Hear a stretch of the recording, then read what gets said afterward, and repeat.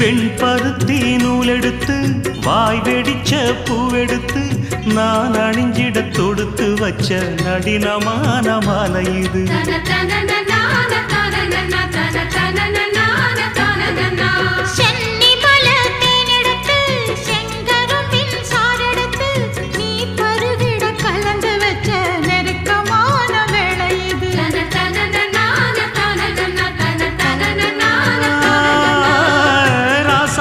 உடம்பிருக்கும் ரவிக்க துணி நானாக அன்னாடம் சூடி கொள்ள ஆசை வச்சாகாதா.